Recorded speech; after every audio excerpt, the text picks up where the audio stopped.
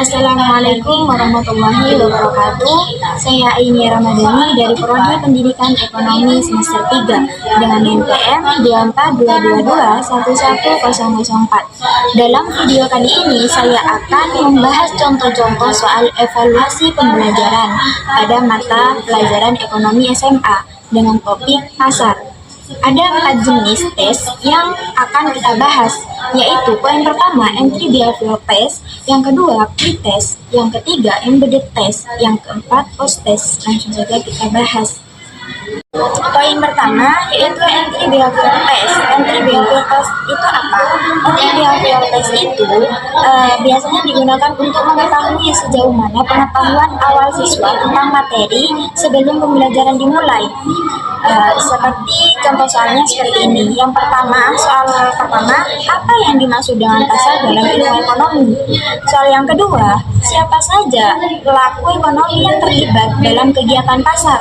Soal yang ketiga, sebutkan 2 jenis pasar berdasarkan wujudnya. Soal yang keempat, apa fungsi utama pasar bagi konsumen? Soal yang kelima, berikan contoh kegiatan jual beli tanpa tempat fisik. Poin yang kedua, pretest. Apa itu pretest? Pretest itu biasanya diberikan sebelum proses belajar mengajar dimulai. Tujuannya apa? Untuk mengetahui kesiapan siswa dalam memahami materi. Contoh soalnya seperti ini. Soal pertama, jelaskan perbedaan pasar, persaingan sempurna dan tidak sempurna. Soal yang kedua, sebutkan contoh produk yang dijual di pasar monopoli. Soal yang ketiga, apa perbedaan pasar barang konsumen dan pasar faktor produksi? Soal yang keempat, bagaimana hubungan antara pemerintah dan penawaran terhadap harga pasar? Soal yang kelima, bagaimana pemerintah perlu campur tangan dalam mekanisme pasar? Poin yang ketiga yaitu embedded test. Embedded test itu apa? Embedded test itu biasanya tes singkat yang diberikan di tengah proses pembelajaran. Untuk apa? Untuk memastikan siswa itu memahami apa tidak tentang materi yang baru dijelaskan. Seperti itu. Contoh soalnya seperti soal yang pertama, apa yang dimaksud dengan price taker dalam pasar persaingan sempurna?